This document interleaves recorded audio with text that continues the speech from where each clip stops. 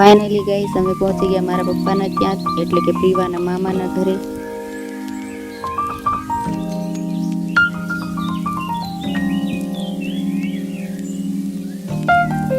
હવે અમે વાડીએ પહોંચી ગયા છીએ. આ છે ગાય અને ભેંસનો તબેલો.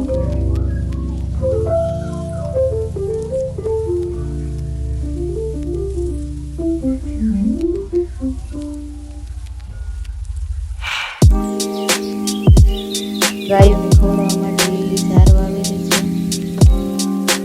આ ઘઉંનું કટર આવી ગયું છે. હવે ઘઉંનું ખડું લેવાનું છે.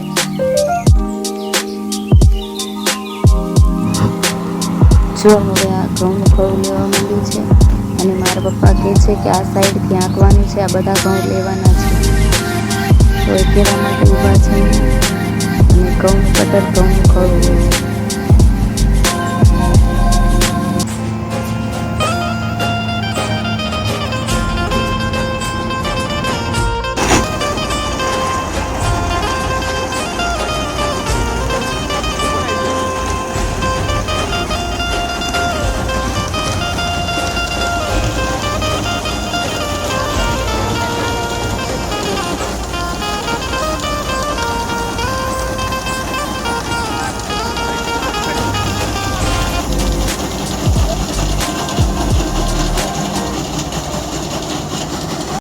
આ કૂતરું તે પણ ઘઉંના ખડાને વાટે લાગે.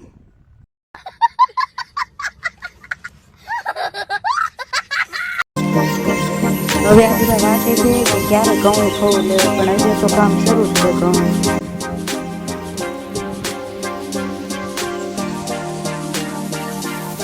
આ બાજુ મારા પપ્પાની ગુંબાનું પાથરે છે કે આ બાજુ ઘઉં કરવી નખાય ને. ઓલા કૂતરાને બ્લોગમાં લીધું તો આ કૂતરાને એમ થયું હું રહી ગયો, તો મારા પાસે એવું કે મને બ્લોગમાં લ્યો.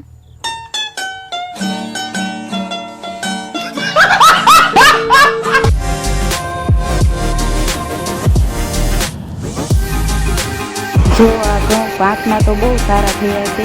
બે અલગ અલગ જાતના વાવેલા છે. આ બીજો ઢગલો, આ બીજા ઢગલામાં પણ બહુ સારા ઘઉં થયા છે.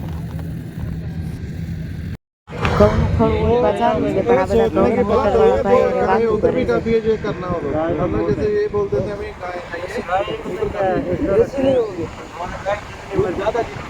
हमारे तो मान लो भाई 15-20 हमारे वहाँ भैंस बहुत ज़्यादा वो लस्सी होती है उधर हमारा वो गाय का दूध खाता नहीं है.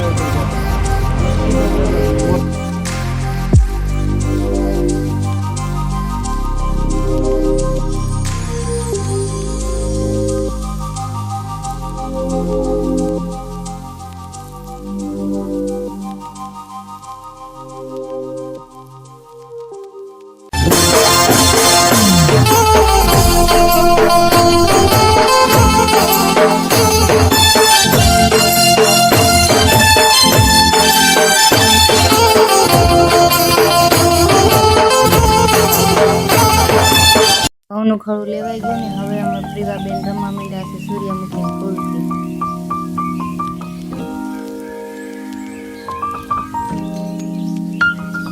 જો પ્રિયો હવે જાહેર વાટે છે, જાહેર વાટતા શીખે છે. વાટવા માંડ પ્રિયો.